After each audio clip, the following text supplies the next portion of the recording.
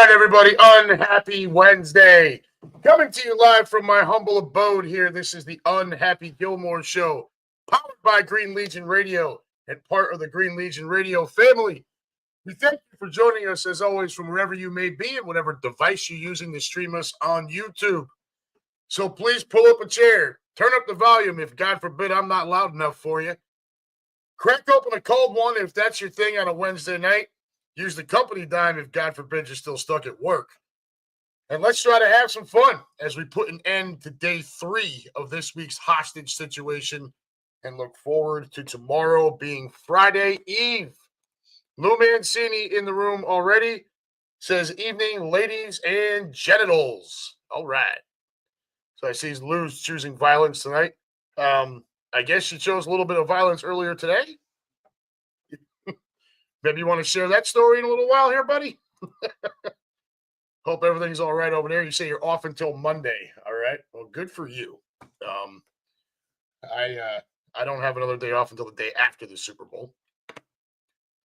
What else do we got going on here? Pretty much it right now. We're going to jump right into the business end of things because we do have a guest tonight. So let me get this out of the way now. Everyone, we are proudly sponsored by Cheerleaders Gentlemen's Club, located at 2740 South Front Street in Philadelphia. Just minutes away from the sports complex, Cheerleaders brings you the area's most beautiful women on 5 different stages. Open 7 days a week from noon until 2 a.m. and until 4 a.m. on Fridays and Saturdays. For group information, call 215-467-1980 to reserve a private booth and party package.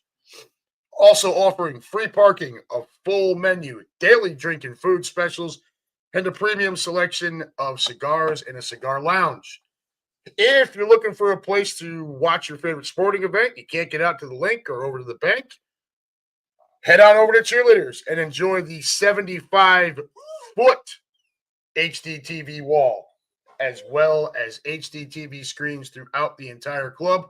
Once again, folks, that is Cheerleaders Gentlemen's Club, located at 2740 South Front Street in Philadelphia. 215-467-1980 is the number to call. Folks, you used to be able to tune in on Facebook or Twitter, but we kind of lost connection to those through our StreamYard account. Super Sam is working on a way for us to maybe get back to that or do things a little bit differently. But right now, we're still here on StreamYard and only streaming on YouTube. So make sure you're sharing us all over the place. We always want to flood the interwebs with Green Legion and Green Legion Radio. And even if we're not on Facebook, Twitter, Instagram, or whatever else, please make sure you're sharing our social media channels everywhere as well. Just because we're not streaming there doesn't mean we don't exist there. Do us all that solid, would you please? All right, Keaton Harmon joins the room. Hey, kids, how we doing? So I mentioned we have a guest. All right, you see the shirt I'm wearing. The back of it says Midwest Eagles Nest. A couple of years ago, we were in the Super Bowl. At that point, was easily the highest head count our Midwest Eagles Nest had drawn in. We had about 70 Birds fans there that night. It was high 60s, and then my friend John come over to me and says, hey, there's a guy sitting up at the bar by the Mega Touch machine. He's all by himself. He's wearing a Birds jersey. You should probably go talk to him. That's all right. I mean, keep in mind, 2 years ago, Super Bowl, I drank a bucket of beer before the game. I drank a bucket of beer during the first half. I drank a bucket of beer during the second half. And then I think I had 2 or 3 more at the end of the game. So by the time I got tabbed to go up to the bar to go meet this person, I was probably, I don't know, somewhere between 8 and 12 beers in. And I think the only thing I could get out of my mouth was, hey, the fucking nest is down here. So without further ado, it brings me great pleasure to introduce you to a guy who's really become a really good friend and a pillar of the Midwest Eagles Nest community. Folks, say hi to Roger Slicker. Hey, what's going on, Roger? Good stuff, good stuff. I'm surprised you remembered all that. Yeah, and some things stick out. That night was a bit of a blur, but I do remember also getting home, trying to get changed into sweatpants and falling into my dresser. Come here. Come on, Neil. The dog wants to jump in my lap, and he's being a pain in the ass. Come on, jump. There you go. All right, so Neil's gonna do the show with us too. So yeah, Roger. Ever since the Super Bowl has been, and Roger comes down from Dayton. So those of you guys, I know Lou, Keenan, all that. Fanny is in the room. She knows. This is not a short drive, right? This is 40 minutes to an hour, depending on where in the area you are, what traffic may be out there. Still manages to get down there to the back porch with us every game day. Unless he's got some other shit going on. But primetime games I know can be tough, Thursday nights and stuff like that. But for the most part, Roger's there every week. And one thing I can definitely thank you for, Roger, is I don't have to be the only stat guy in the group anymore. Right? It doesn't all fall on my shoulders anymore. You're there, and you take a lot of load off of the constant questions that will arise, especially from Birds fans who, as you know, we like to consider ourselves the most knowledgeable fan base on the planet, right? About a wide array of different shit that we most of the time have no idea what we're talking about. Right. Yeah, for sure. Somebody doesn't know anything about the game, just roots for the team, and they'll be, hey, so why did that happen? And what was that penalty? And yeah. If we don't say you can't do that, it probably wasn't in our favor. Very true. That was actually Mike that started that one. I got to give credit where credit is due. He was the first one to start doing that. That's Fanny, yeah. Yeah. Oh, I love that. So now I've got, you saw the upgrade we got last week, right? Fantastic. So now we're yelling that out every time our opponent does something dirty or whatever. Michael usually kick it off. It's just, you can't do that. And then the entire bar is chanting it, and it's just awesome. Neo, if you're going to be up here, you're going to have to stop this squirmy shit. What do you got there? This is my newest it's a Bluetooth speaker, but it's like a Bose thing, so it's really freaking loud. Nice. It's in the palm of your... So, funny shit, man. It was part of the way through this year when Mike, I showed up at the porch and Mike hands me a bag. He goes, here, this should help with your voice a little bit. Right. And he had gotten me this, which was the small bullhorn. Yeah. Right. Yeah. And it was fine. Even when we had against Dallas, we had 70 people. It was still fine. Right. Yeah. That first playoff game comes and there's 120 people. He's like, dude, I couldn't even hear you when I was standing at the bar. I'm like, no. Right. He goes, I never thought we'd need a bigger bullhorn. I said, I didn't think we were going to need a bigger bullhorn either. Right. And then the speaker, keep in mind, it's before. I think it was before. Yeah, it was before that Super Bowl. I used to go up there. The group was so small at that time. I used to go up there with these two things. These little insignia speakers. Yeah. And this is all we needed for the fight song. Oh, man. That's how small the group was. It was just 6 or 8 of us. And then we had to upgrade, so I bought the other speaker, and now that thing is useless. What happened with that thing? I've got it. It's just it doesn't make any sense to bring it because there's 100 and some odd people, 200 people. It drowns it out. No one can hear it, right? And that thing is loud. Right. I put that in my garage. I can walk clear up to the top of the cul-de-sac across the street from me and hear it loud and clear. You don't even. Go ahead. We're in an enclosed place where it should be even louder with that speaker, and we're drowning it out entirely. Right. So we just don't even bring it. We don't even realize, that actually we're just there's so many of us. There's so much sound coming from so many people.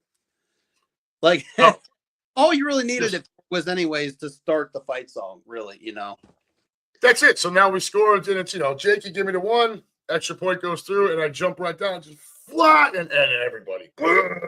Yeah. All over the bar. I can't,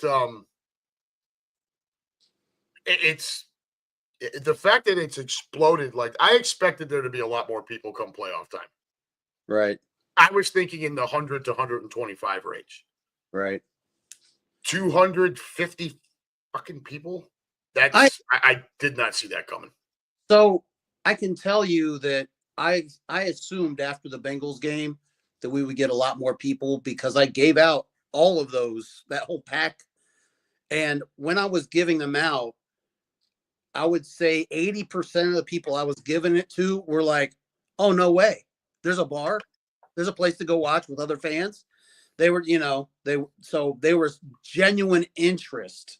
Yeah. In we're handing those out. So I expected, there to be, an uptick. But to say that we're filling up the whole place with no one for anyone to sit, that's beyond me. Dude, so the back porch will close. We'll be there to decorate and everything. We'll get all the place settings out. We're going to reopen at 5, and it's by reservation only. It's otherwise the place is closed to everyone else. And again, the Bengals game was the biggest. That was the recruiting party, right? Kevin was prostituting himself with the cards, hanging over fences and shit. Lee from down there in Kentucky was doing the same thing. I know you handed out all your stack. Right. A whole bunch of you did. And then we played Dallas. I forget if it was the week after that or 2 weeks later or whatever. And that was the first time we noticed it. That game against Dallas, all of a sudden there were 70 people up there. Right. It was the first time we had gotten to that number for a regular season game. And Mike and I looked at each other at that point and we're like, what's going to happen come playoff time? Right. And so at that point, both of us are talking, 100, 120. That was the Packers game, was 100, 120. And it's just, it just keeps growing. It's like, I mean, imagine if it was warmer weather and you could use the patios, like the tiki bar, the whole thing. I bet it'd just be completely full. Yeah, it would. It would. Because what's going to happen is people are going to end up getting turned away. Yeah, for sure. It's just going to happen, dude. There'll be a waiting list that people will get on, and if some people don't show or whatever, then they'll go in order. And Mike and Jessica have that. And thank God, because once it got to this 100, 150, 200, just that creating that Facebook event, there was no way I was going to be able to keep up with all that. Oh yeah, I needed the help. And thankfully, Jess and, Mike started going around with that list. Right. That took care of a lot of shit. And then Jess stepped in last week to help too. And it'll be that way this week as well. And now it's a closed event. Like, I can't believe where we're at in just a short period of time. It's just unbelievable. And you know what's, I was thinking about this today. Like, no, I want to win the Super Bowl. Don't get me wrong. This team is very young. Yeah. I don't expect us to take a downswing, like not a hard one, Nope. Like the defense. There was a graphic that I just saw this morning or this afternoon that they put up the defensive line from the Super Bowl 2 years ago and the defensive line from this year. Yes, I saw that. The graphic where it had all the positions. Yeah, and so each guy's 25 or younger this year. The last time there was only one guy under 30. Mm-hmm. And it's insane. I would tell you we probably got about 2 more years in that window before, because what's going to happen is Carter's going to have to get paid. Davis is going to have to get paid. Yeah. I got Nolan Smith will have to get paid. But there's still about a 2-year window there where it's going to be like this. Well, then you're saying like that 2-year window, and then this guy's going to have to get paid and that guy, but still got Howie. I mean, you still got Howie. Dude's gonna find somebody that Milton Williams was a 3rd-round pick. He's just amazing. The guy is really he hits probably, 25% more than any other GM. Really. Dude, so there was another graphic. So 13 picks in the first 3 rounds over the last couple of years or whatever it was. And he's hit on all of them. Every single one has been a hit. Yeah, that's it's out of control. Look at what Nolan Smith is doing now. Oh yeah. Who the hell needs Hassan Reddick? Oh yeah. Right. I got this kid and I got him for a bargain. Right. He's nearly the same. And he would probably will be the same or better. Well, so that was the intent. When we drafted Nolan Smith, it was with the intent that he is going to fill that speed rush role. Because we weren't going to pay Reddick $25-30 million a year. It just wasn't going to happen. No. So you draft Nolan Smith, which is the same type of player. And when Quimby and I first said that to people, we got killed for it. There's no way he's going to. Dude, nobody's saying he is Hassan Reddick. Right. They're saying he's that type of player. Well, yeah, but now enter Vic Fangio, and here we go. Right. Also, he's super young, and Hassan Reddick wasn't that when he just came into the league. You need a couple of years. I mean, look at Jalen Carter after now. This is 2 full years. The guy's unstoppable. Unstoppable. Like, you have to double him, or you're dead. Yeah, and he's just too good. That creates space for guys that are really good, not super talent like him, but all you need is really good. Yeah, like Milton Williams. Yeah, exactly. Well, the other special thing about Williams is, when we started to get thin at the edge, Nolan Smith, it was a little banged up. Of course, BG went down. Bryce Huff and all his worthless crap. Yeah. Milton Williams, you can also move him to the outside too. He can go out there and split out to the end spot for a package of snaps and give you some rotation there. Yeah. I love Milton Williams. I think he's fantastic. I love him as well. And I've been really pleasantly surprised with Jalix Hunt. The guy's been that's where I was going next. He's been unbelievable. He's been really good. Like I that was not some guy I was like, oh, this guy's gonna be a stud or this guy's gonna be a great fill-in or anything. I was just like, well, we'll see, and he's been pretty damn good. They called it a reach when we drafted him. It's you could have gotten him around later or whatever the case. Yeah. You ain't gonna hear any complaining out of me. It's a reach because they're like small school, they're all that junk. But so here Keenan Harmon says, how many times did y'all yell, you can't do that during the Tush Push episode? And then here's Justin. Justin Fowler is one of our, Justin. Yep. We were all crying with laughter at that point. Lou Mancini has a question for you, Roger. He says, where are you from? How'd you become a Birds fan? All right. So I was born in Kettering, Ohio. So I've been up here near Dayton my whole life, basically. Moved around the city. As far south as I lived, I had a house in Springboro, which is on the way to Cincinnati. But when I was 8 or 9, my best friend's aunt came in. She lived in North Jersey. So she came to visit. This is like 1981 and brought me some Eagles mittens and an Eagles stocking cap. From North Jersey? Yeah. Like that's usually like Giants Jets country. Yeah, well, she said just across the river from Philly in Jersey. And that's South Jersey. Yeah, I got it. Yep. Whatever. Close, not, close to I got Philly. You. I in my brain, I'm thinking North Jersey because it's close to Philly. But anyway, yeah. So I got those, and I was still in my young years of starting to like sports and football and stuff. So I was a Bengals fan and a Eagles fan, but I was Eagles fan first because that's just who I started liking first. And eventually, I grew to hate the Bengals, and I mean, it was like, let's say it was around the early 90s, maybe, when Boomer was a Jet somewhere in there. And I just thought I hated the Bengals at that point. Yeah. Now, like, my best friend's a Browns fan, and he had no team. Well, I'm rooting for the Eagles in the late 90s, and we're not doing that hot. He was no team at all. No. So I couldn't. That's when they got their franchise stolen from him. Like, if I said anything about my team sucking, he's like, well, at least you have a team.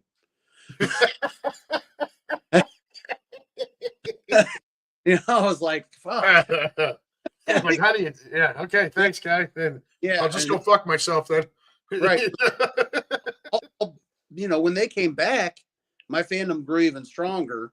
because he's my best friend's involved in football again because the Browns are back, and we started going to all the games. We've seen every road game in every Eagles versus Browns in Cleveland. Oh, nice. Yeah, I've gone to every one. He got me a pin from like 8 years ago or whenever it was the last time we were up there. It was opening day. I don't know if you remember that or not, but it was a terrible game. Vaguely. Both teams threw like 3 or 4 picks. I think Vic was our quarterback at that point. 26. So that was 2016. That was Wentz's rookie season. So I can't remember. So I mean, I don't know I don't think the Browns are on the same rotation as the Bengals. Right. Like I don't think we're at Cincinnati. We're not at it's Cincinnati and Cleveland in the same year. Right. You know what I mean? Maybe I'm wrong about the year, but it was a year. Might have been 4 years ago, so 2020. That would make sense. 2020 was rough. 2020, that was the COVID year. Well, no, because it was COVID. You couldn't have gone to the game. Yeah. Weird. It was 12 years ago. It was 12 years ago. It could have been 12 years ago. Did we have Vic then? 12 would have been 2012. We had Vic then, right? I know it was Vic. I mean, he kept throwing picks. Yeah, well, Vic did a lot of that. He did. He threw 2 or 3 picks, and the Browns threw 4. And 3 of them went to Coleman. Coleman caught 3 interceptions. He was our safety from Ohio State at that. He was a young kid. Yeah. Let me see. Yeah, 2012, it's Vic. Yep.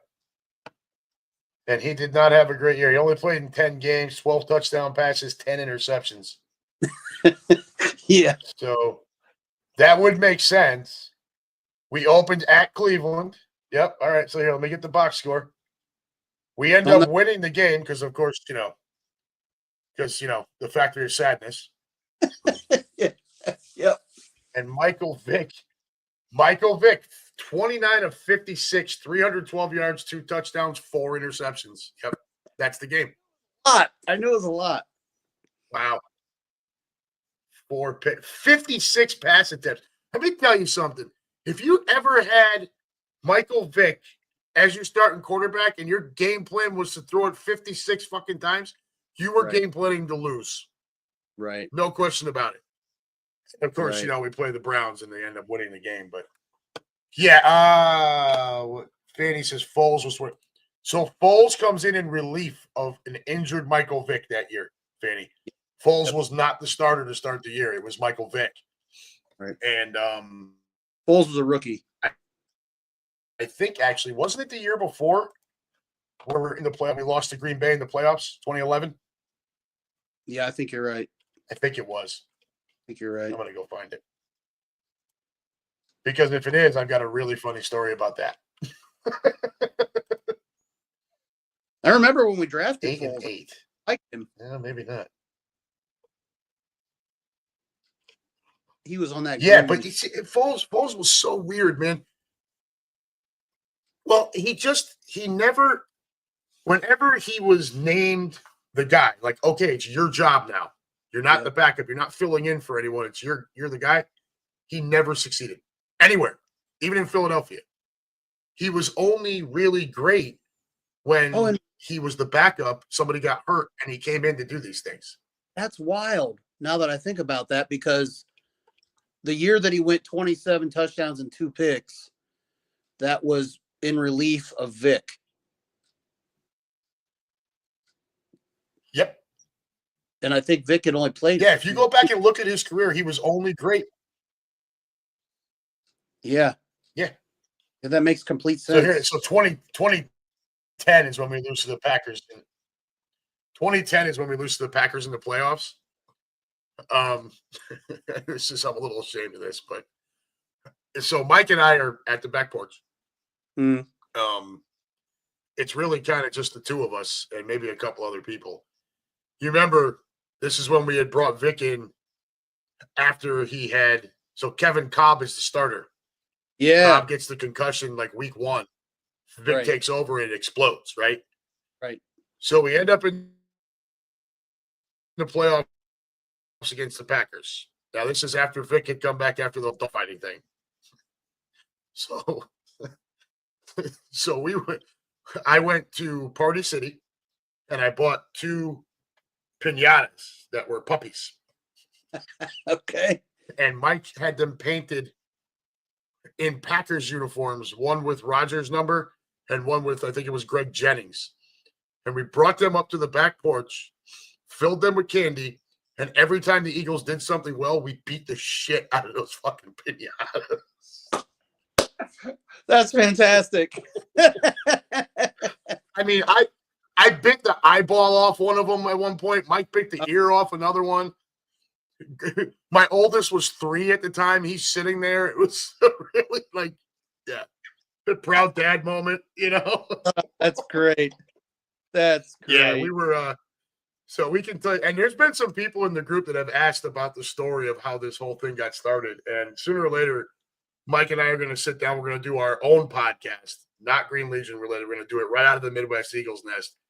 And we're going to tell that story. And we're going to tell all the crazy shit that we used to do when we were much younger men. And yeah, there are definitely some things I'm not proud of. That was that was a rough after. And then we lose the game, you know, so that was even worse. Yeah. Oh man, I can still remember this. I don't know what year that was. 4th and 26. Do you remember what year it was? Oh, I don't remember the year, but I remember the play because my older brother is a Packers fan. Yeah, so I was at a get together with myself being the only Eagles fan and like 6 Packers fans. And the one dude played offensive line like in college. And he's massive. He's like 6'4", like 310 or something. And he's just scary. You know, and I'm like, I'm not saying shit if we win this game. And then we made it to 4th and 26. I was like, oh God. And I'm just sitting there quiet. And then we win the game. Justin, Go ahead. Go ahead. Oh, go ahead. You're good. Justin Fowler says 2003 he says he was in college in Wisconsin surrounded by Packers fans. 2003 was the Freddie Mitchell catch. He's right. I just looked it up. Oh, okay. He says his dorm was the only one cheering insanely. Wow, that was a long time ago. Gee. I would have never remembered long ago.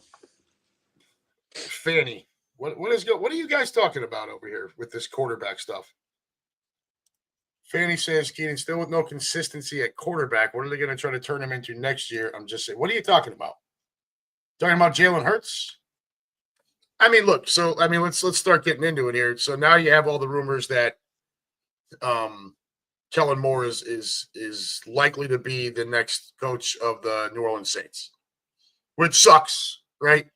For multiple reasons. I think he's done a great job in Philly. And now we're going to have to go back and reset the offense again, right? This doesn't help the quarterback at all. And it's frustrating. And the biggest thing I get worried about when this happens, and then I'm going to kick it over to you, Roger.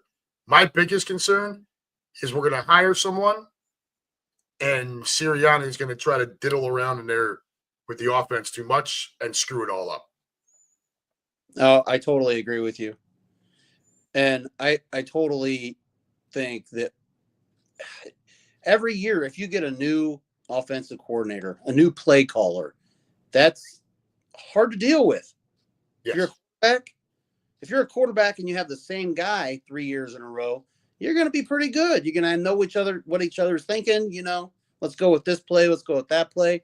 Hurts is going to be on his, 10th or 11th since he hit college, 10th or 11th in 10 years. The only time he's had the same guy back to back was Steichen in his rookie in 21 and 22. That was it. Yeah, one of the I don't know if it's one of those years, but one of the years here in Philly, he had multiple play callers in the same year.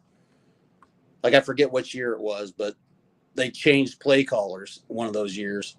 So 2021, it starts off with, so that's Sirianni's first year as the head coach. Yeah. Steichen's the OC, but Nick was calling the plays. Okay. And then we struggled out of the gates, and then it got turned over to Steichen, and we went to a more run-oriented offense before AJ Brown. Right. And that's when the team took over. That team had no business making the playoffs that year. No. And a lot of it had to do with the play design on offense that Steichen was able to do. But yeah, that would be a year where he had 2 play callers. Yeah. Saying that he's last year. Oh yeah. Last year there were. I mean, how many hands were in the pot last year, for crying out loud? Yeah, all over the place.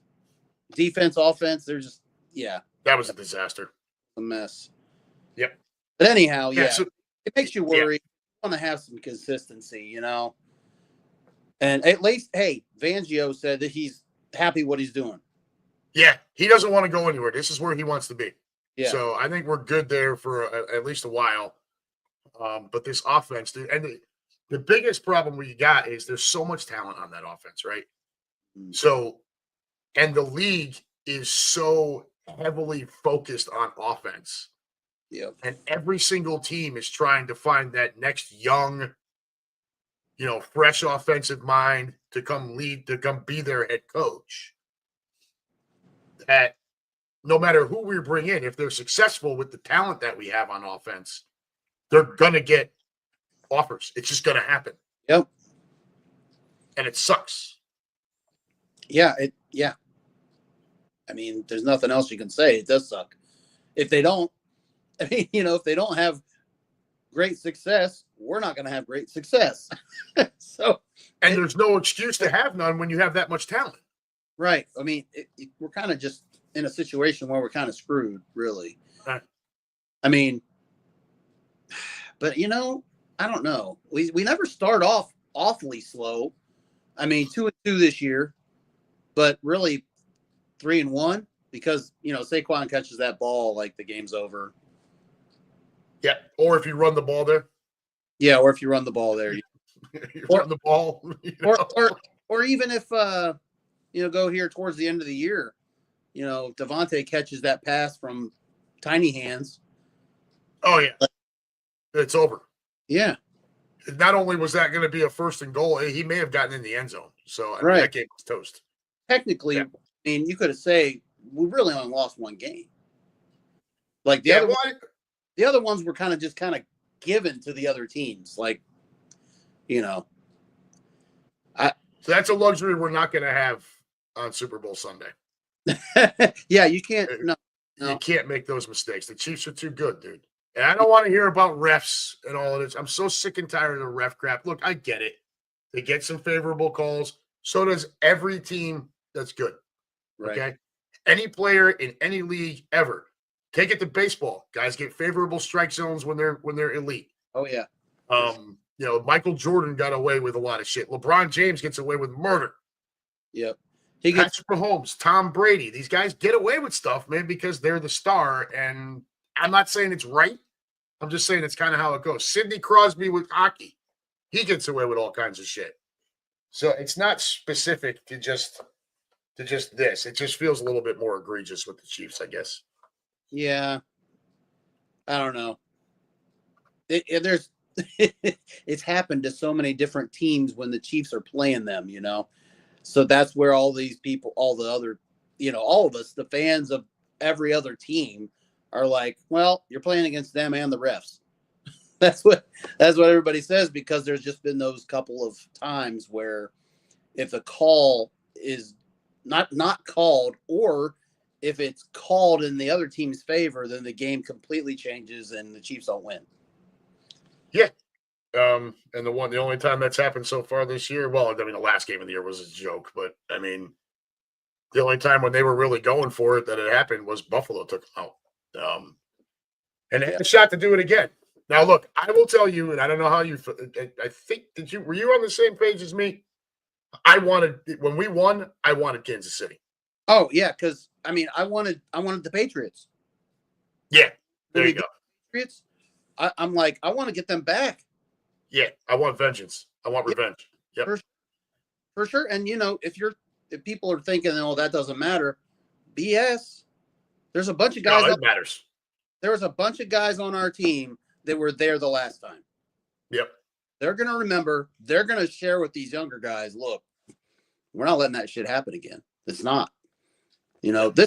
This roster and this team is more physically dominant than any team in football. And if they impose their will, we should not have a problem winning that game. In my mind. 100% agree with everything you just said. 100% agree with all of that. I think when you look at now it's on paper, I get it. But I think when you just line these two teams up next to each other, look, we do have a serious quarterback deficit in this matchup. Okay. I love Jalen Hurts. He's not Patrick Mahomes. No. He's not. But nobody is. All right. So, I mean, it's not fair to really bury Jalen on that because literally every team in the league, when they play the Chiefs, is in a quarterback deficit. Some not as big as others. You can make the argument maybe Joe Burrow is a better passer as far as accuracy. Josh Allen is a beast. Lamar Jackson is a beast. There's quarterbacks that narrow that gap a little bit, but Mahomes is still that guy, dude. He's just not putting up the big gaudy stats anymore. The fuck are you doing, dude? You got to do that on my lap.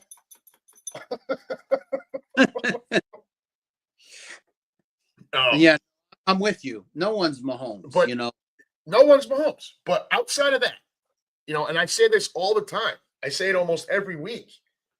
And I know some of the folks that are in the room here probably get sick of hearing me say it. Show me where, looking at the comparison between the two teams, show me where the Chiefs have this glaring advantage that gives them the edge. Where is it? Mahomes over Hurts? Okay, well, I'm still taking my defensive line over their offensive line, which means Mahomes has less time to throw the football. Right. I don't see this huge. Now, flip it the other way, and I can tell you where we have a massive advantage. Saquon Barkley. Yeah, the run game, period. Yeah, just over. That kid, when he crosses 30 yards, because it'll happen. The Chiefs would be lucky if it don't happen on the first damn play. Right. When he crosses 30 yards on Super Bowl Sunday, he will pass Terrell Davis for the most yards in any single season when you include the playoffs. Right. And that's how dominant he's been. I think he only needs 3 yards to have the most rushing yards in any postseason. It's something like that. And then there's another more ridiculous stat where, and I'm trying to, I want to pull it up to make sure I get the math right. I get the Birds roster up here so I can see exactly how many yards Saquon actually has overall. He's got 2,000. Oh, that's not going to tell me the playoffs. Anyways, I saw a graphic earlier. I think it was early this morning when I woke up. It's like 346 yards or some gaudy number away from 3,000 total yards. Oh, when you include the postseason. Yeah. I mean, that's obscene, dude. Like, he's not going to get 350 fucking yards of offense on Super Bowl Sunday. It's not going to happen. But right. The fact that he's even within, the fact that he's even close to that. And this is a guy, he sat week 16. How many second halves did he not play this year? How many fourth quarters was he sitting because we were burying the other team? No, Sirianni asked him if he wanted to go back. He said, "Oh, let the young guys go." Yeah. So that's Saquon. Had quarters, like fourth quarters, where he didn't play much. So you could go and say maybe 2 total games that he didn't play. Yeah. 2 total games, which now brings it back even to what Terrell Davis played in with Denver. Right. Gotcha. I'd have to go back and look at Davis, though, because you don't know where he might have sat out that year, too. Denver was really dominant back then. Yeah, that 1 year, their running game was I mean, he was dealing No, with that's Shanahan. Yeah, he had the migraine issues. yeah. He had the migraine issues. That's what Shanahan says. He had to put TV in there with this blinding migraine. He's like, he goes, you're not going to get the ball. He goes, but they're never going to believe that I won't run the ball if you're not in it. Right. He goes, if I take you out, they're going to know I'm going to throw it. If I put you out there, they're going to think it's going to you. So just go out there, close your eyes if you got to. And he went out there and you can see, he kind of just, the fake handoff comes and he just kind of goes like this. Yep. And then they, touchdown, and that was that. But yeah, that Denver team was special back then. Saquon Barkley on the regular season, 345 carries, 2,005 yards, 125.3 per game. All three of those, along with total touches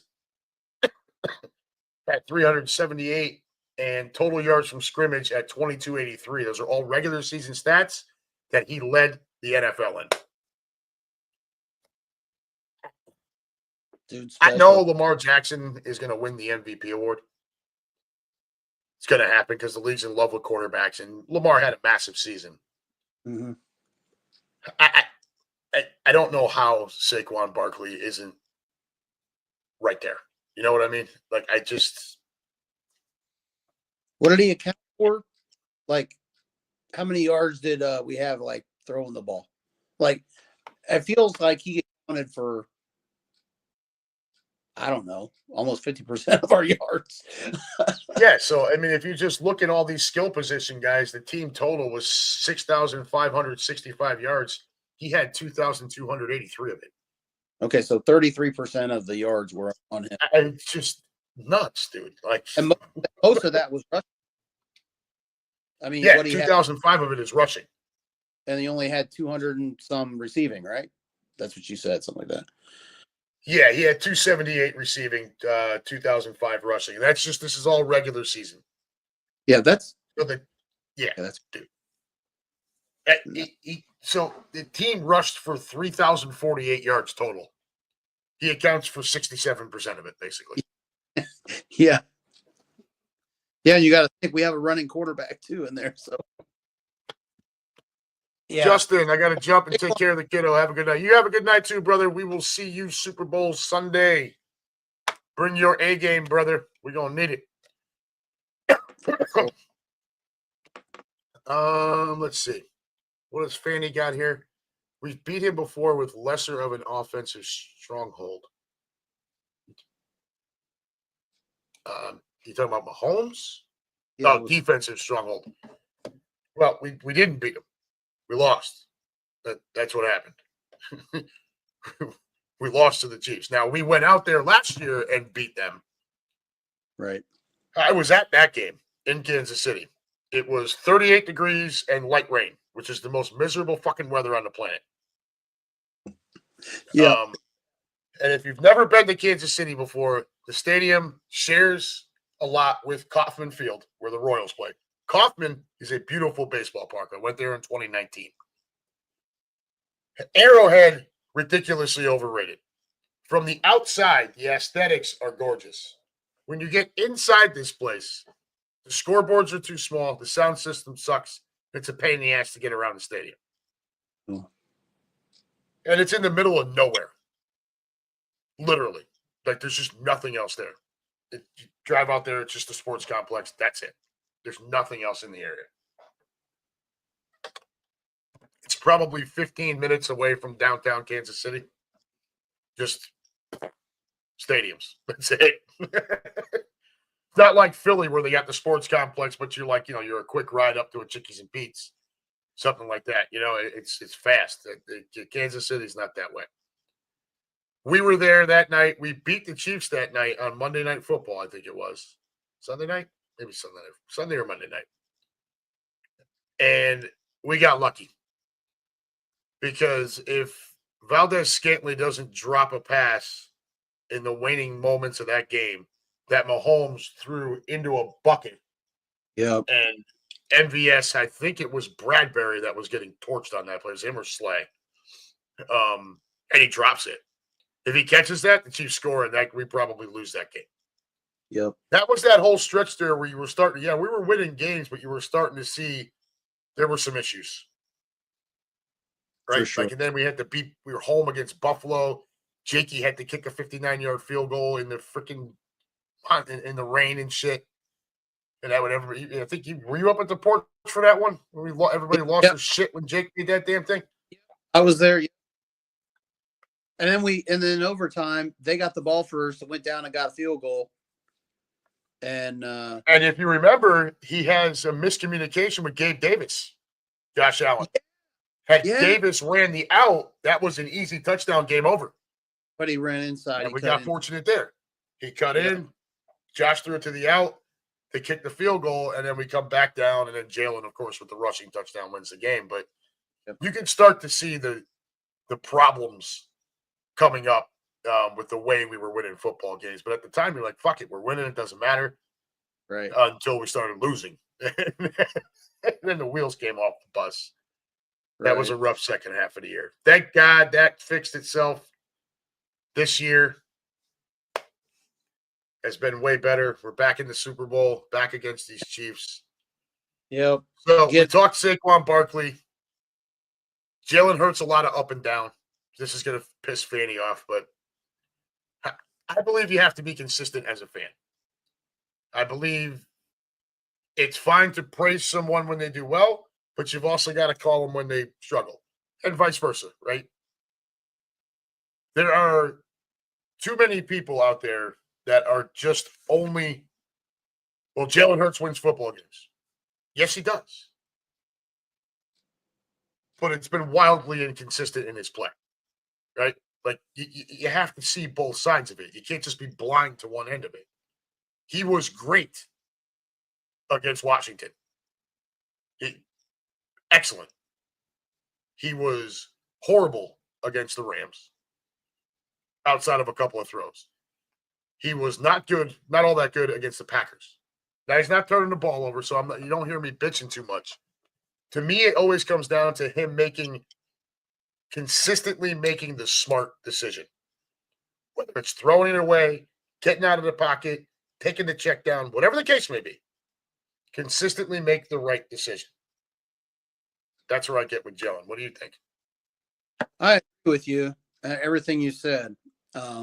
That's why I was really happy with the Washington game. He threw it away. He didn't take the sacks. There was one time, well, I don't think it was him. I think it was a run. They bust through the line, but that wasn't their fault. You know. I totally agree with you. He's not every game. He's not the same as he was, like, say, with Washington last week. He seems to hold the ball too long. He looks around. He knows he should be getting the ball out. At least we think he should know he should be getting the ball out, but he's not. So yeah, I'm right there with you. He has to play like he did this past week in the Super Bowl. Like, he needs to know, like, if he gets him getting pressure, get out of there and throw it away. Don't hang on to the ball forever. Yep. Get yourself hurt. Get the ball knocked out of your hand. You can't sit there forever. You have to have that clock in your head, maybe 5 You and I talk about that all the time, dude.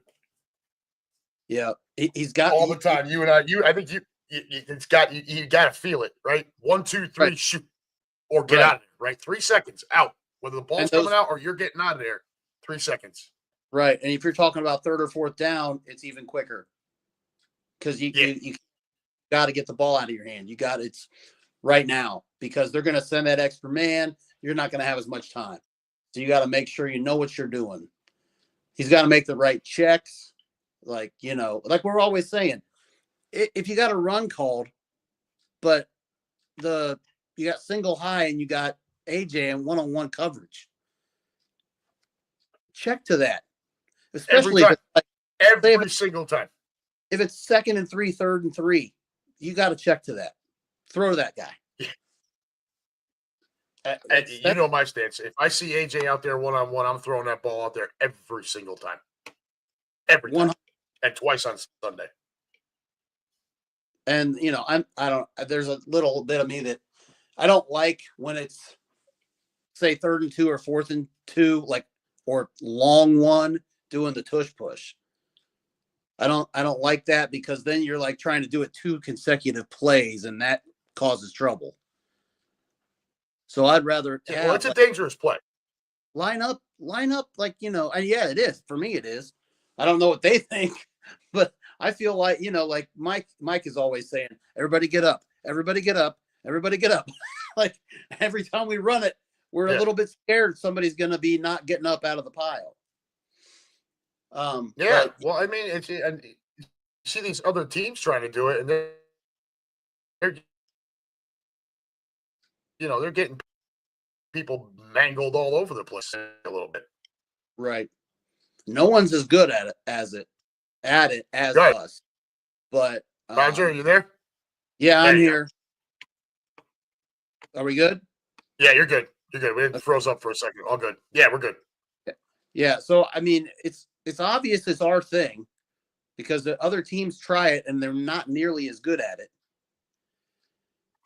But it's still like I don't mind going. If it's a yard or less, that's fine. I just don't like when they line up for it when it's almost 2 yards or it is 2 yards because that's dumb. Because really, it's a 1 yard play, and you don't want to have to run it 2 plays in a row. You don't want to do that. And if you got third and a long yard, almost 2, line up and run it like you've got so many options. You've got AJ and you've got Devontae and you've got Saquon, or some kind of play with Goddard. Like, you could fake like you're you could run, act like you're running Saquon, have Goddard, I forget what that's called, but where he comes in and blocks the defensive end and then take off to the outside. Because that play is one of the most underrated plays in football. Because the tight end looks like he's blocking and then leaves the block. No one's looking at him anymore after he goes to block. Yep. It's an easy 2-3 yard completion. Like, those are, I mean, I'm complaining. So that I know we can pick it apart for days, right? I mean, you watch the team week in and week out, and it's like, Jesus Christ. But then you turn around and look, and we dropped 55 on Washington. You know what I mean? 8 touchdowns later, it's like, what were we really complaining about? Right. I'll tell you one play in particular I was a big fan of, and it was to Goddard. They came out kind of big, and they snapped the ball at Jalen, and it's looking like Goddard's going to pull and come down and seal the edge. And Jalen starts to roll like he's going to be the runner. And it's a designed play for him to just flip it to Goddard, who now has the entire offensive line just crushing down in front of him. The creativity and the spot that they called that play in, I thought was absolutely brilliant. And I'd love to see more of that shit. Yeah, me too. I really love those plays. That was a great play, and I love those plays. Definitely. Then it was Smitty on that fake jet sweep where he just kind of tosses it up in front and it goes as a forward pass. But, and we didn't see a whole lot of that during the regular season. They're kind of pulling some more stuff out of the bag here in the playoffs, and I like it. Yeah, I loved it. I loved it. I mean, because they're not, those plays weren't, what do you call them? Like explosive plays, but they're getting nice 8-9 yard gains. And that makes all you need. Makes the next play so much easier, or that makes another first down, or I'm fine with getting the 5 yard plus gains. I love the stuff. I love the Saquon stuff, but the 5 yard gains are always going to keep you going. They're drive sustainers. Yeah. How many times have you heard me say on first down we pick up 4 yards? And I'm like, 4 times 3 equals 12. Yeah. Exactly. We'll take that every snap. It ain't pretty. It's not sexy. It's not what the Shield wants to put out there because it doesn't attract young fans. Right. I'm 46 years old. Just about. I don't give a shit about the young fan. I want victories. It's all I care about. Wins. wins are all that matters. I don't care how ugly it is. If you win, you win. Yeah, that's it. It, That is it, man. I mean, look, I don't think the Birds need to really change much of what they're doing right now to, I mean, obviously you're going to tweak some things based on tendencies that you see in the Chiefs on both sides of the ball, but overall, the game plan doesn't change much. I honestly think it's the Chiefs that have to react to us. And what do you do? I said this when we signed Saquon Barkley. When everyone's healthy and everyone's doing what they're playing to their potential, I don't know how you really devise a defense that can keep the Eagles off of the scoreboard. Because now, if I'm a defensive coordinator, I am not going to let Saquon beat me. I'm just not. Look what he's done when people back off. He's a maniac, right? Like I'm not letting that happen. But the problem becomes is like you said before, and like we talk about a lot, one-on-one on the outside. AJ, in my opinion, is the biggest one-on-one nightmare in the league. He's too strong for every corner. He's faster than half of them. And if you try to put a safety on him, he's just going to blow right by that guy. Oh, yeah. But for sure. Devontae Smith is the most technically sound, fundamentally sound wide receiver that we have on the roster. When you look at the speed, the hands, the route running, the ability to contort his body, keep his feet in bounds, avoid the big hit. The only thing he lacks is size. He's not a big guy, obviously. Right? They list him at 170, and I'm like, where? Right? Where? He's soaking wet with rocks in his socks, right? But, so if you sell out to stop Saquon, one of these guys is open. And if somehow you manage to blanket them, then I promise you Dallas Goedert is wide open somewhere. Right. Or it's Calcaterra, or it's Jahan Dotson. It's one of these dudes. And then if you back off because Jalen's picking you apart like he did against Pittsburgh, and like he did a pretty good job of Sunday. Right. Well, now you've only got 5 in the box, and here comes Barkley. So when this team's healthy and everyone's clicking, how do you devise a defense to stop him? I don't know what Spagnuolo thinks he's got up his sleeve. He's going to have to pull all his tricks out, in my opinion. Yeah, I mean, because we're going to be as healthy as we've been. I mean, there's 2 guys hurting on Jurgens and Dickerson will be back out there. Yeah, I loved seeing that, by the way. I loved seeing Dickerson and Jurgens like back and forth. They're both all banged up and they're going, they're fighting through it. Yeah. That was beautiful. And because if you win that game, you got 2 weeks off, right? You got 2 weeks to get right and get after it for the Super Bowl. Right. And being the coaches, they're not going to make them, overwork. They're going to make sure that they're getting their bodies right. So, yeah. And Keenan Harmon over here says, where's the comment? There we go. First play on offense where AJ had a block that took out 3 defenders and opened the hole for Barkley. The entire offensive line, if you watch the replay of that first play with Barkley, the 60-yard run, the edge on that, I don't know who made the initial block from the interior that shoved, but all you saw were Commode's bodies. Just one guy went flying, another guy tripped over him, AJ splattered somebody, and Barkley breaks 2 tackles and just takes off. AJ cracked down from his spot, and he ended up being on the ground with everybody else because Mailata hit one of the guys into AJ, and he went down with the rest of them. And if you go back and look at the play, I've watched it a couple times. I can't believe that Mailata is all the way down, and he's the first one to get to the end zone after Barkley. That's how fast that big guy is. I was like, you got to be kidding me. This dude's running right behind him. It's nuts. But, yeah. 6'8", 366 pounds, and he's moving down the field like that. It's scary. Yep. Yeah, he's just, man. He's a unicorn is what I call him. Yeah, unicorn. That you've said that before. Yeah, I mean, Yeah. is there anybody else like that in the freaking world? The guy No, isn't and even if there is, I promise you, they don't have the voice of an angel like he does. right. Yeah, that's true. And also, like he's a big protector. You're not going to mess with his quarterback. He is going to get after the other team if you mess with his quarterback.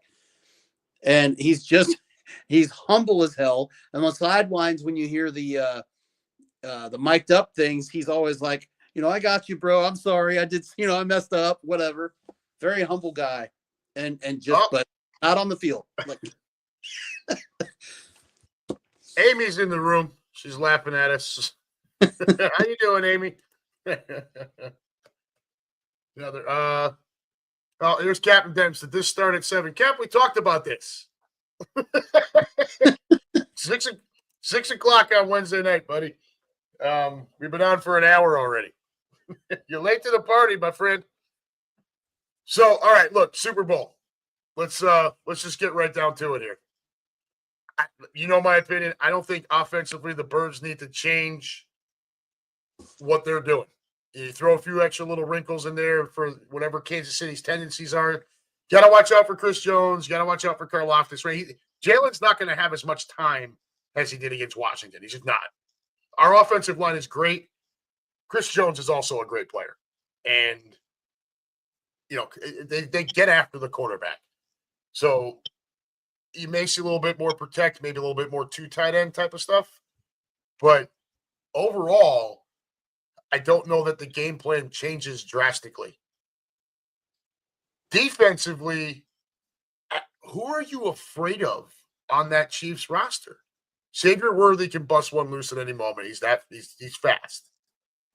But he's a one-trick pony. That's all he is fast. DeAndre Hopkins, you still have to respect his 50-50 playability and around the goal line. And Pacheco runs angry. But if you can get in there and get after Patrick Mahomes, he's actually shown that he will fuck it up and throw interceptions. Yep. I don't know, man. When I look at it overall, the talent favors Philadelphia significantly. Yeah, I totally agree. 100%. I'm not scared at all of their run game. Not one little bit. Like at least Pacheco hasn't been the same guy this year to me. And That's yeah. I know he got banged up when he came back. He just wasn't the same. And Kareem Hunt isn't the same he used to be. He's still good though. I still think he's a good back. But as far as their wide receivers, like I agree, Xavier Worthy, guys, just it's a lightning bolt. But Hopkins hasn't really. I mean, yeah, he's a one-on-one, get that third down kind of receiver to me now. That's what he is.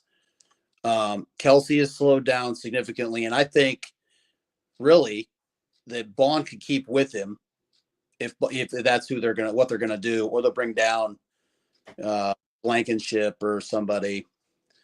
That's my thought. I don't see the Chiefs being able to go up and down the field on us at all. No, but they've also not done that to anyone, really. They haven't been that team. That game against Buffalo, that was the highest point total they've had all year long. Right. 2 other times they scored 30. Other than that, they hadn't even crossed over 30 points. They're winning games by just their defense is really good. And they don't make mistakes. Right? When you get to that crunch time and it's a tight game, they're just most of the time they're better coached. They're more disciplined. Uh-oh. Did we lose Roger? I think we might have lost Roger. We'll see if we can get him back here. He's a blank screen right now. Is anybody else seeing this? Yeah, we lost Roger. We'll give him a couple of minutes and see if he can't get back in there. I'm going to go ahead and nope, there he is. Hey, you're back. All right. I got a call and it knocked me out.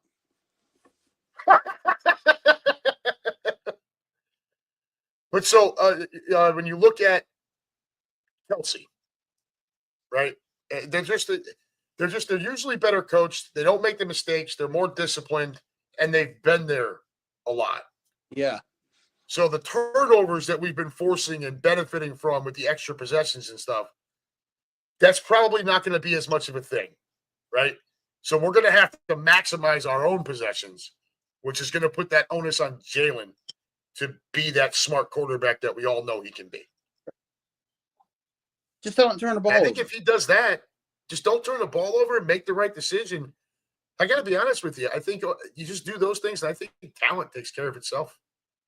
I really do. I 100% agree. I 100% agree. Like, as long as you're not turning the ball over, you're being smart with it. You know, he's getting chased, throw the ball away. You know, trust the defense. Throw it away. Throw it away, or put yourself in a position where you can make that decision, right? Like, don't hold it forever. Right. And don't run backwards and take a sack. You know, just don't do stupid things and we'll be all right. Just throw the ball away, live for another down. That's it. Live to play, fight another down, right? Like, you know, until it's time, you know, there's probably going to be some moments throughout that game where we may need him to take a chance. You know what I mean? Yeah. But yeah. And I think that's the only part that makes me a little bit nervous is the fact that, you know, not that you ever assume you're going to force 3-4 turnovers a game, but those have led to a lot of extra possessions for us throughout this playoff run. And the way the Chiefs they just don't turn it over that much, dude. Unless you can go rattle Mahomes. They just don't do it. So again, maximizing our own possessions while keeping them off the board. As long as Jalen's smart and we don't turn it over, again, I think the talent just wins out, man. I just think with just the overwhelming amount of talent, the depth on our defensive line, the rotation that we have there, the constant pressure that Mahomes is going to be under, because he is going to be under duress a lot. It's just going to happen. I agree. I don't know. I can't find the spread on this game. Do you know what the hell the line is on this one? It started at KC by 1.5. So pick them just straight up. So I will tell you, we've done this show for the playoffs, right? So wild card weekend, we went 4-2. I lost on the Chargers and I lost on Tampa Bay. Divisional round, we went 3-1.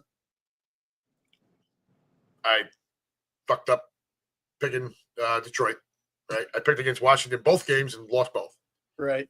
And then Championship Sunday, we went 2-0, right? I took Birds and Chiefs just seemed like the natural thing that was going to happen. Yeah. So we're 9-3 overall in the playoffs. And now's the big one is the Super Bowl. Look, you can call me a homer, you can call me all these things. I'm going to stay consistent with what I've said all year long. We are the more talented football team. And I expect to win the game when you have that much of a talent advantage. Give me the Birds. You want to call it 28-24, something like that? I'm with you. I'm with you. I was thinking 27-20.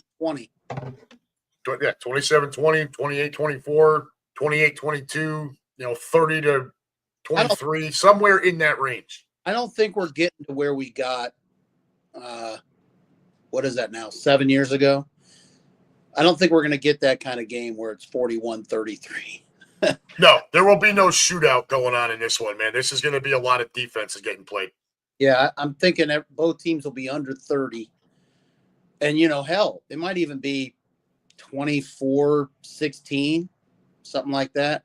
But as far as, what we're used to, I can already see we're up by 7 or 8, and they have the ball, and we're holding our hearts. Yeah. Right? There it is. EKG. I mean, I fully expect that. There's going to be a few moments throughout that game where we're going to be sitting there like, yeah, yeah. Yeah, I mean, that's what I expect, just because it seems like we're doing it all the time. But like it's nice. Last was really nice. Yeah. Kind of success. That was it was beautiful. What I can't have is another play like where Jalen took that safety against the Rams. Yeah, no, nope, that can't Did happen. you see my reaction to that?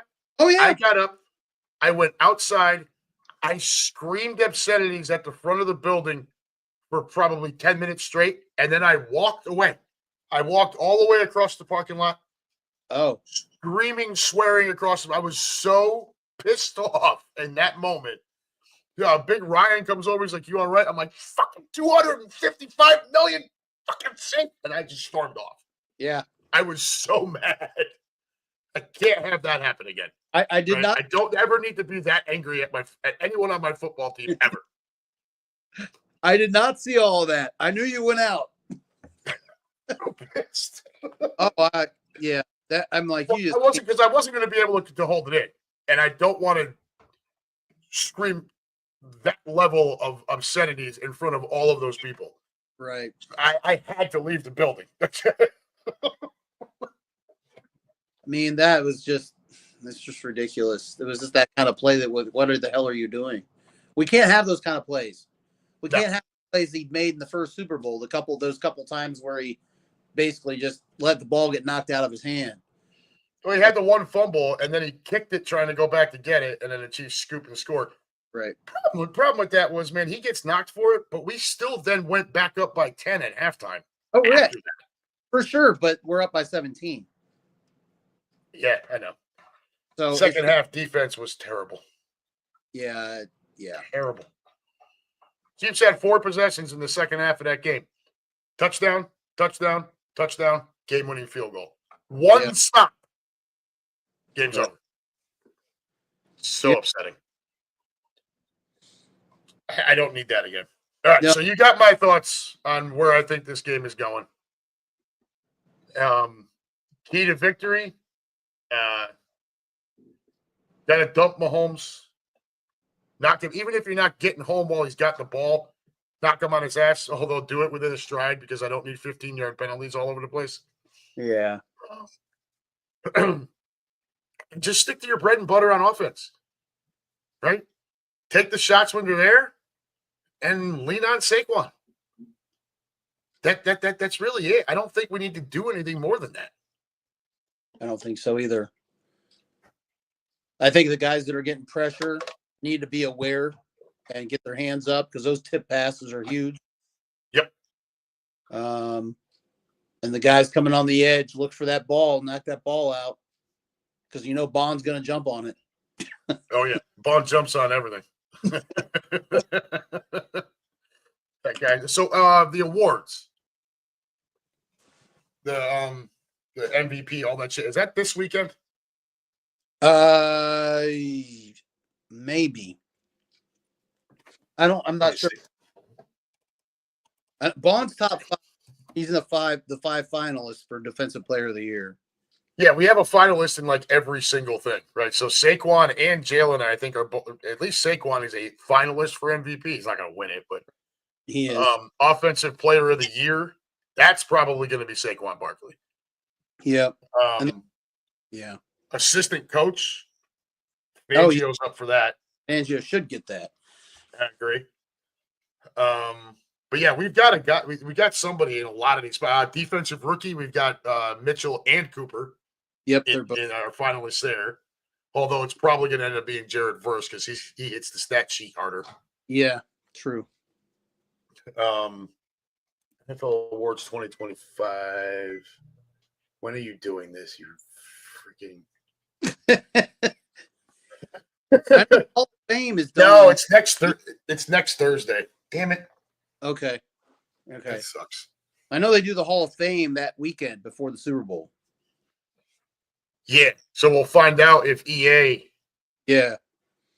And I'm telling you, dude, if he gets in, I'm going to be awfully tempted to take that trip up to Canton just to check it out. You know what I mean? Yeah. Well, I missed out on Dawkins.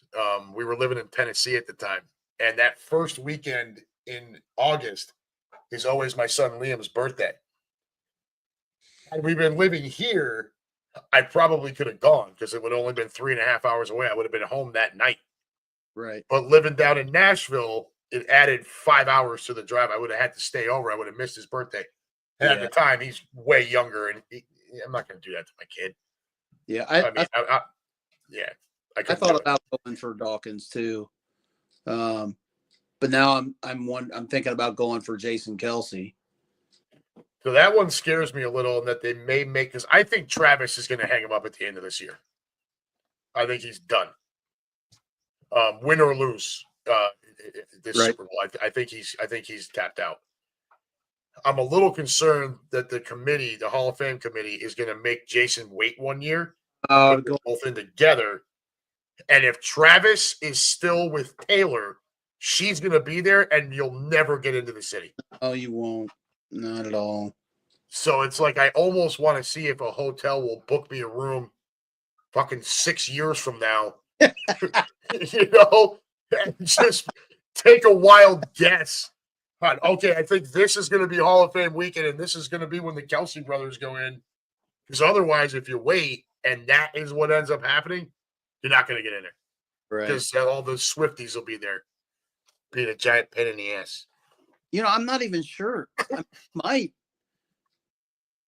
They might do a year ahead of time. Like when they put everybody in, they might put the next year on sale like right after that.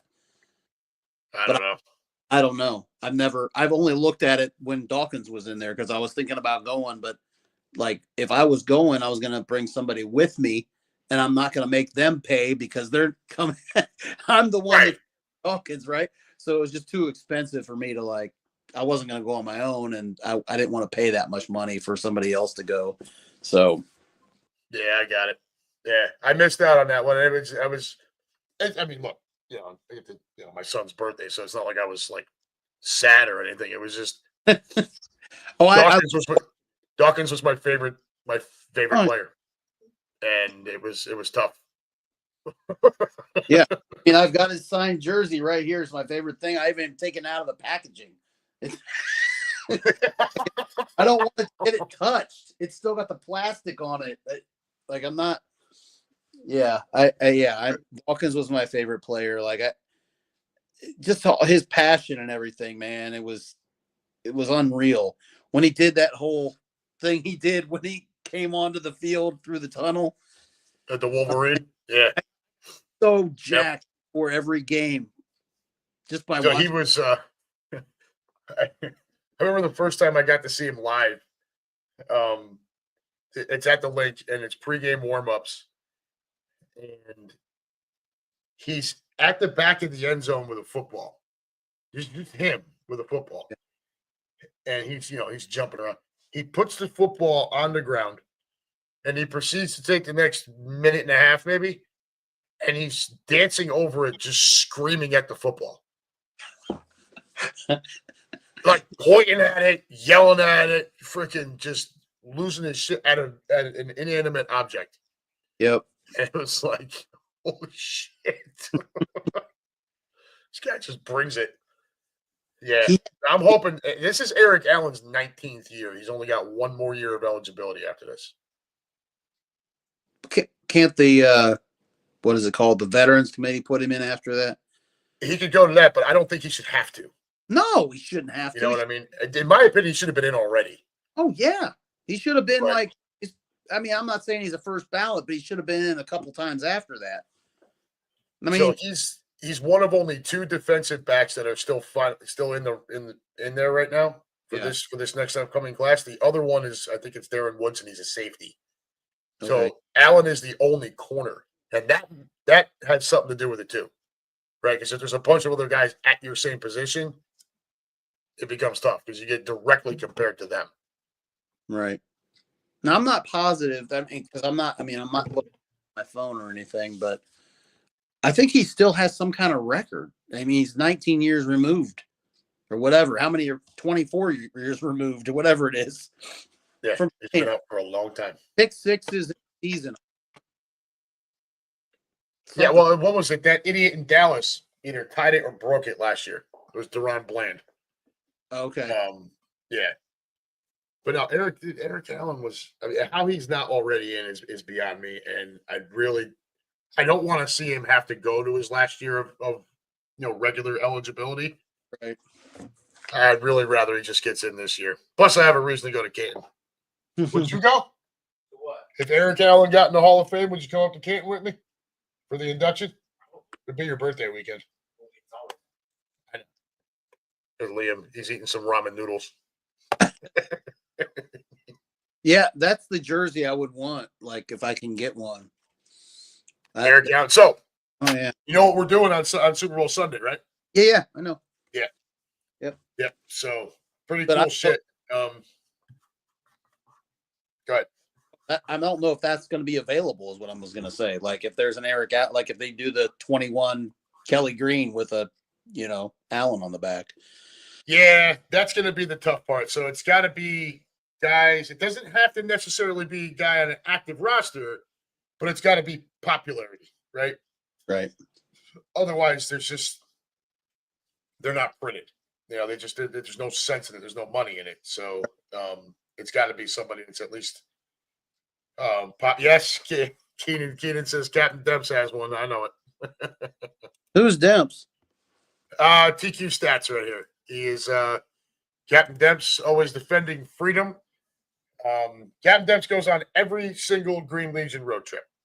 Oh wow! And he's also a season ticket holder at the link. So they were out here in what was it, October, when the birds came out.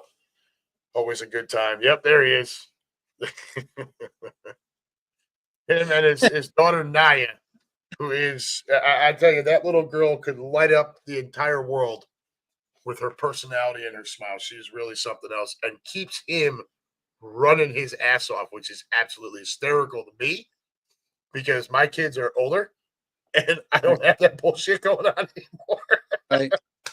Don't get me wrong, man. When you have kids and they grow, there's times when you miss. There's definitely times when you miss it when they're little. But then it's also nice when I'm out on the road with the Green Legion. Kat brings Naya, and I get to play with Naya and then give her back. Yeah. You know what I mean?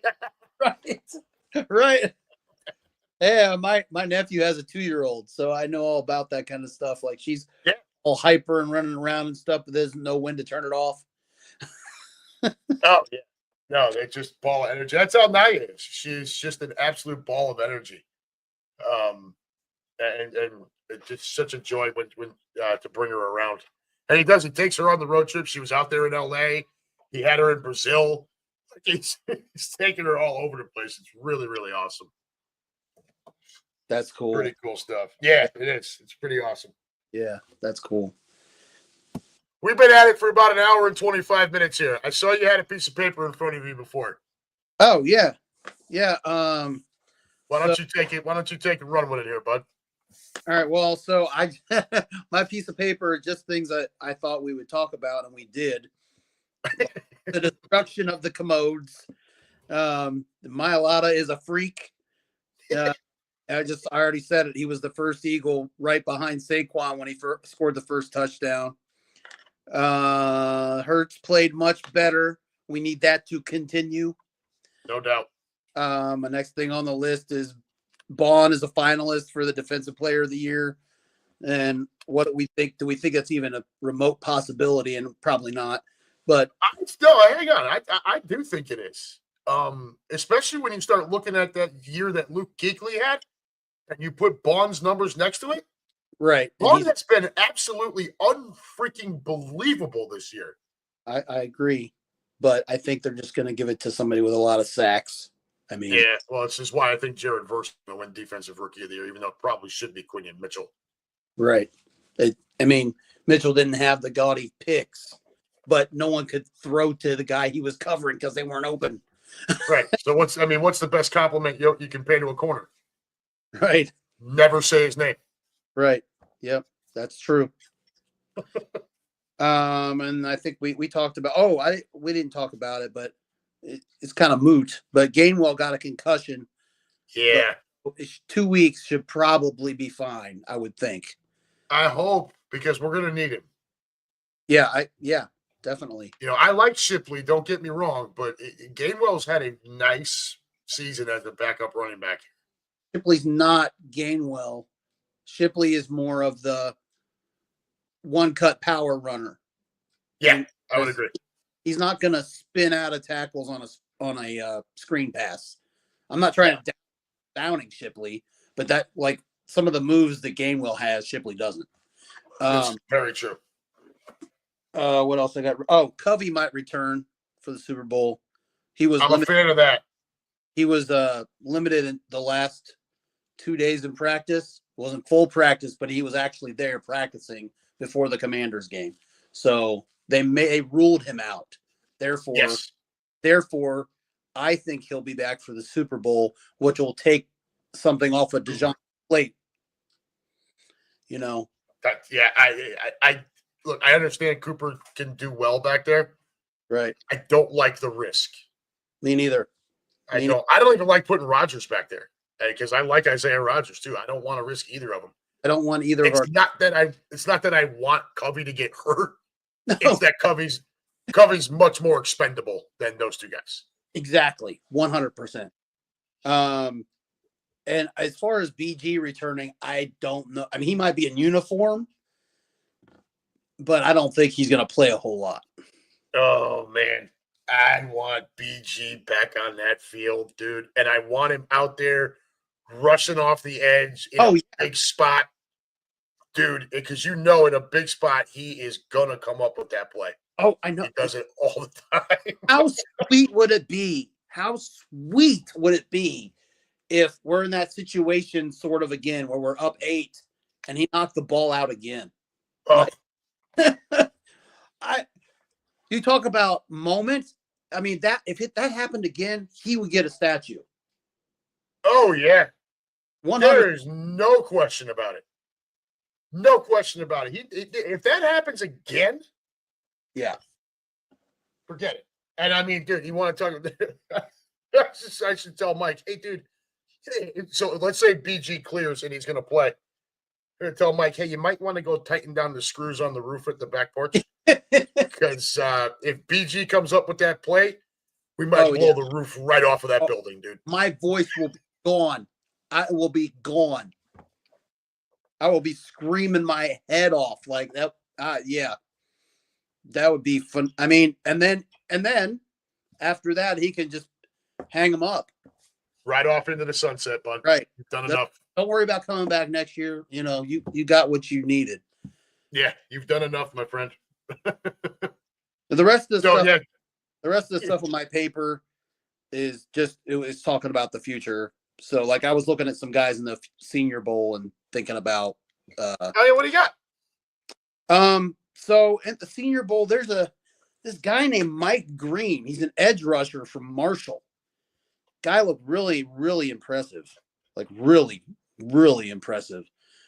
And I think we could use another edge guy, like in the rotation. I think we're going to go edge at some point. At some point, probably in the first 3 rounds, either edge or D tackle is going to happen because we're going to have to make a decision on Jordan Davis. Yeah, for sure. Jordan's what? Is he at the end of his contract, or has he got one more? I think it's 1 more year on the rookie deal. Then you have to decide whether you're going to give him the long term or actually. Now, don't forget he was a first round pick, so you have the option to pick up that 5th year on the rook. But if he starts bitching about money, that can get ugly. Right? Yeah, I don't think he's in a position to do so. No, at this point. But he may feel that he is, and ultimately, unfortunately, that's all that matters. If he feels like he is, it can end up being a problem. Yeah, we need that beef in there. So but I need to be consistent beef. Yeah. Yeah. I will tell you, it wasn't a good look for him as this season went on, man. His snap counts at the defensive tackle position came down, and his special team snaps went up. Oh. And as that was happening, was when we started to go on that run. Yeah, we started to go on that run where we won 10 in a row. The further we got into that, the more that ratio, it wasn't a good look for Jordan Davis, is all I'll say. So Milton Williams was getting those snaps. And Ojabo. Oh, Ajomo, yeah. Ajomo, yeah. Yeah. Ajomo, he's another guy, 25, I Works think. hard. 23 or, yeah, 23. All these guys are under, Jordan Davis is 25. So he's probably, like we were just saying, like one more year or whatever. I don't know where Ajomo is. I think he's 23 years old, though. So he's either first or second year. Anyway, I know he's young. Yep. I was looking at a few guys, and I was thinking receiver because really Dotson hasn't done much. That third guy hasn't really been used too much. You know what I mean? No, it So, hasn't. But so when you look at that wide receiver 3 before you get to your guy, yeah, are we a little unfair in the judgment of that spot when you consider our wide receiver 3 may be the 5th or 6th option on any given play? So yeah, if you drop back to throw, you've got Brown, Smith, Goddard, Saquon, and Jalen's ability to take off, which all may end up being options ahead of that wide receiver 3. I see your point, but don't you think? It's just something to think about when you start looking about how if we're judging too harshly. And I felt this way a little bit with what's his nuts that was in that role the last couple of years. God, what's Oz? that? Oz. No. Who was the kid we had 2 years ago in that spot? The Super Bowl, right? Anyways, it's not just the Jahan Dotson thing for me. And honestly, I thought Jahan Dotson got drafted far too high. Yeah. I never thought he was more than a wide receiver 3 at this level. Washington tried to make him into a 2 behind Scary Terry. It didn't work. Right. I just think, especially because we're a run-first offense and all those other options, I wonder if we're judging that role a little too harshly. But be that as it may, the stats aren't there to garner him another year in Philly. They're not. Oh, right. So who's your guy? His name is Ty Felton from Maryland. Okay. I don't got Maryland. So he had Tua's brother throwing him the football in Maryland, right? Yeah. Yeah. Yep. Anyway, so these are just Senior Bowl, just my kind of listening to NFL radio, and they're talking about the Senior Bowl, and they're talking to guys at the Senior Bowl, and they're saying what they've seen in the practices and the drills and stuff like that, and thinking about where these guys could be drafted. Yeah, because most Senior Bowl guys aren't your top of the line first round picks. These are diamonds in the rough. Sure. But anyway, okay. So Mike Green is the one guy, the defensive end from Marshall, and then Ty Felton's the wide receiver from Maryland, and then this other guy. We don't really need a tight end, but they're talking a lot about Elijah Arojo from Miami. Do you know this name? I don't. I do not. Elijah Arojo, or Arroyo, maybe. Arroyo. Yep, Elijah Arroyo. Yeah. Miami tight end, 21 is 6'4". Yikes. That's all right. So here's his combine and prospect profile here. What are they saying about this kid? Where is it? So his prospect grade is 5.82, 6'4", 250. So he's kind of your prototypical type of tight end body. And enters the evaluation process with questions to answer after a knee injury took chunks of 2 seasons from him. Displayed a willingness as both a point of attack and move blocker, technique, and play strength will need upgrading. Average athlete who struggles to beat man coverage, but appeared to get faster and more fluid as the 2024 season wore on. Plays with awareness in space and secures throws with sure hands in traffic. Aurelio is a move tight end whose medical and athletic testing need to check out to give him a legitimate shot at being a productive pro. So he's a project. Yeah, I guess that's. But it's a late round tight end pick. Yeah. Yeah, they were high on him on the radio, so I wrote his name down. But he's got upside. He's got significant upside. That's what it is. Yeah. Yeah. Yeah. And now there's only Which one. is where Howie likes to go shopping, right? Right. Yeah. I only wrote one more name down, but I don't know this guy either. His name is Baron Sorrell, edge rusher from Texas. They talked about him a lot. That's a bigger school, you know. A lot of times a bigger school guy at the Senior Bowl kind of turns me off a little bit. Like they're trying to raise their stock because they couldn't do it playing against the high level, you know. Well, that's coming from a Texas defense that gave up only 13.3 points per game in the SEC this past season. So, was he a key cog in that, or was he one of these guys that looked really good because of the other talent around him? And I think those are the questions he was probably trying to get answered by participating in the Senior Bowl. Look at me, I can do it. I don't need all of that around me. Yeah, I got you. That might have been the thought process there. But either way, he's going to bring with him some experience playing in big games, right? Texas is in big games all the time. In the college football playoff this year, I mean, I know they got beat by Ohio State, but it wasn't because their defense didn't do their job. Right. That offense, Ewers fumbles that ball and Captain Jack picks it up and runs off 82 yards for a fucking touchdown. Right. 100%. Texas is knocking on the door of tying that game at that point. Yeah, it was one of those things where you're grabbing your heart if you're an Ohio State fan, because looks like they're about. Imagine. Yeah. So I mean, here's my thoughts on the draft. Any draft. People ask me, who should we pick? And my answer is always best player available at position of need. Right. And in the first 3 rounds, I want that, maybe even 4th round, I want that talent from Big 10, SEC, Big 12, big prominent schools, even if they're not Ohio State, Texas, whatever. I want them from that conference for multiple reasons. The competition level is just that much higher, right? It's the cream of the crop, right? It's the best competition. They're playing in bigger games. These things, so when you get to this level, the shit doesn't rattle you as much, right? In order to get on the field at these colleges, you had to work your ass off and be extraordinarily talented too. Correct. Now, you want to get to 4th round, 5th round, 6th round, 7th round, go ahead and take your chances there, right? Go get the kid from fucking Morehead State or whatever. You know what I mean? Yeah. The guy blowing up the league in the smaller school. Right. Yeah.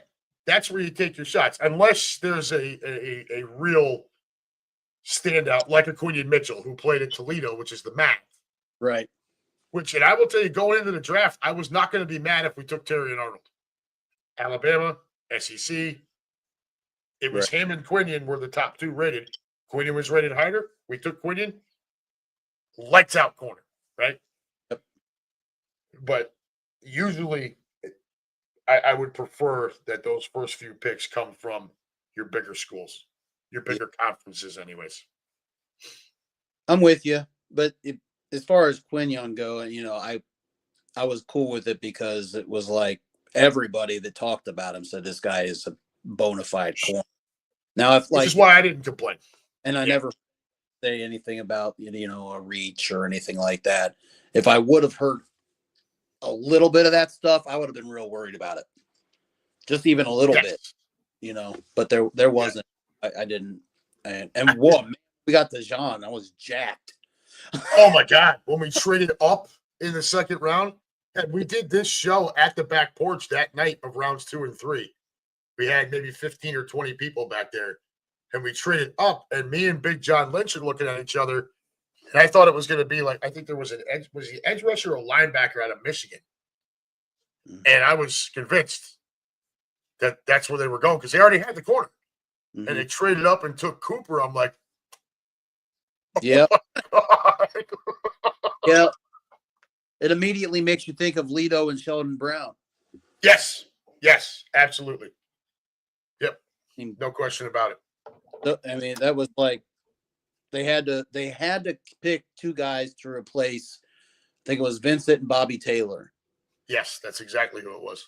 And they got those 2 guys in back-to-back rounds. And man, I mean, And for until we die, we're going to be seeing the video of Sheldon Brown blowing up Reggie Bush. Oh yeah, blowing him up, just moosh. Guy.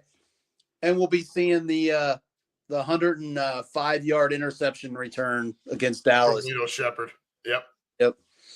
Yeah, I know they were special, man. Oh, and then Jim Johnson's the defensive coordinator. You know, I mean, it was just it was a special time with that defense, the talent, the coaching. Those guys were. That defense was awesome. Oh yeah.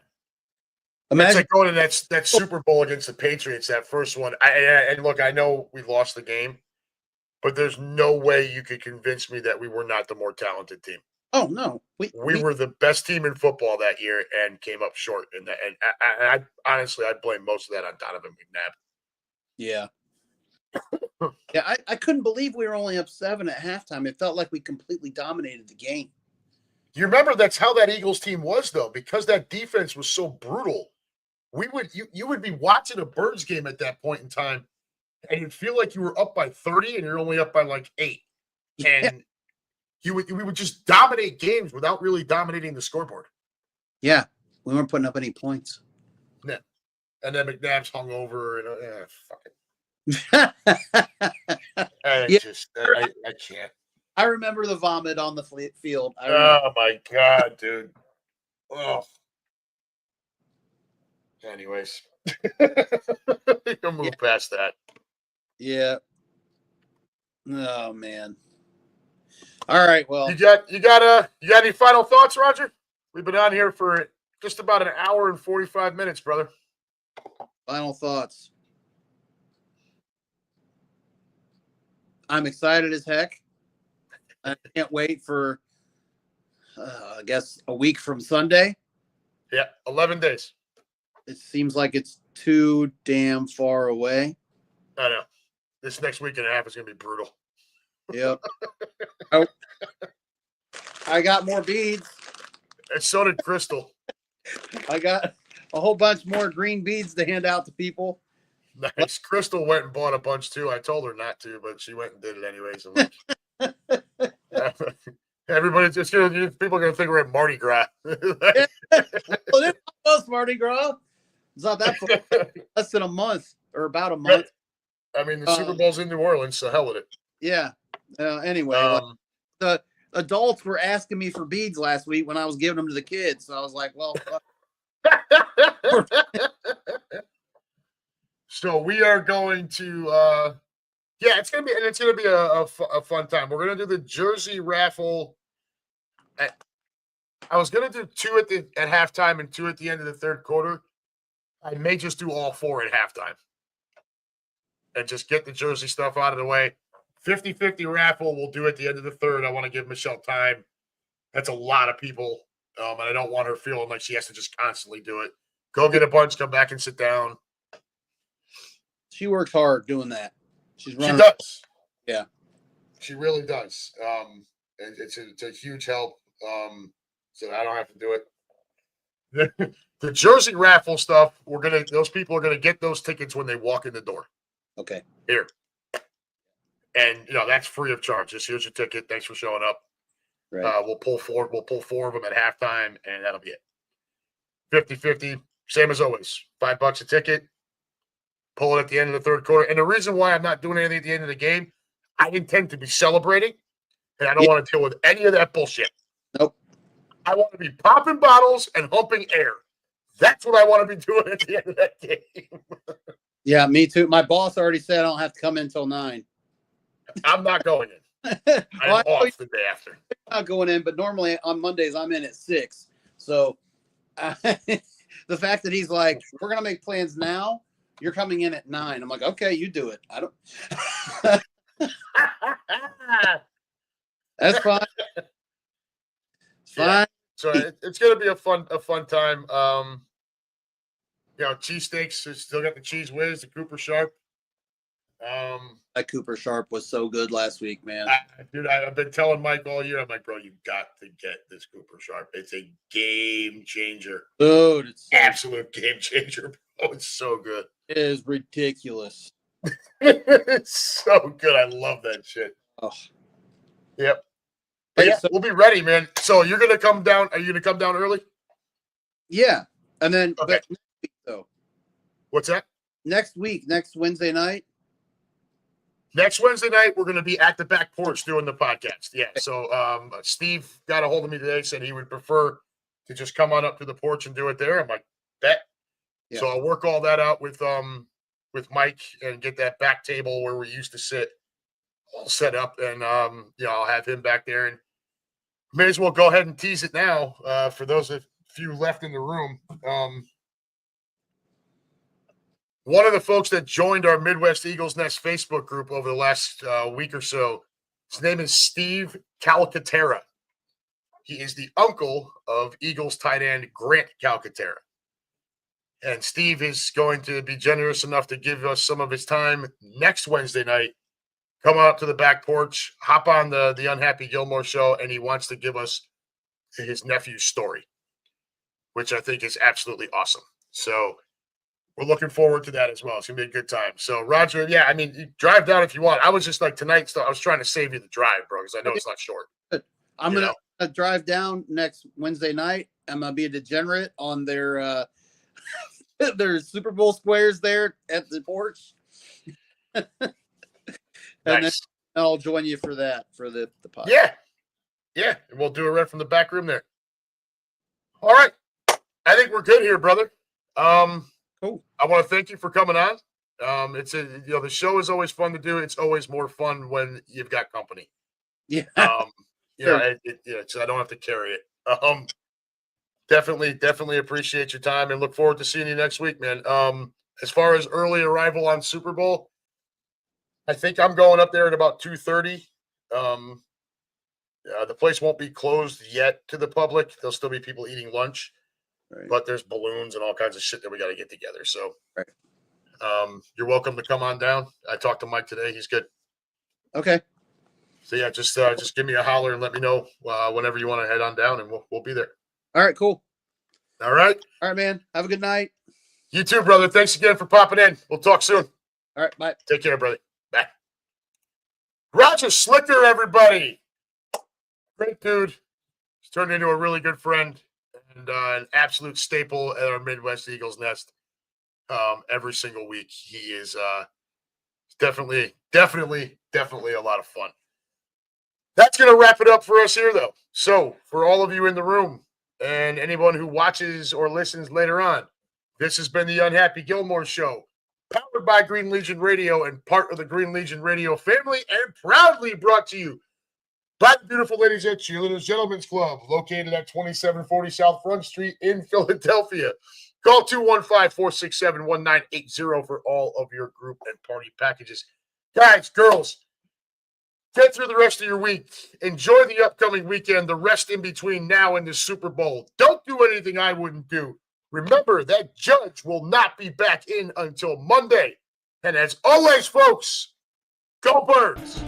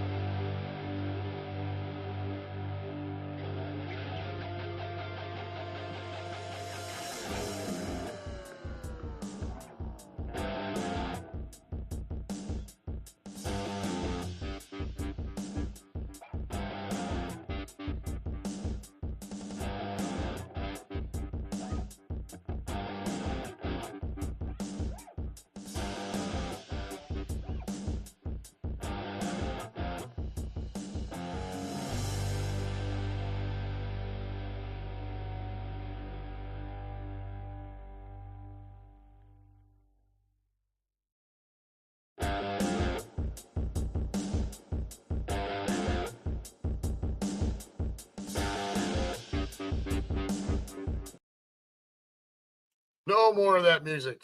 All right, kids, we're out of here. Take care. Be good. We love you.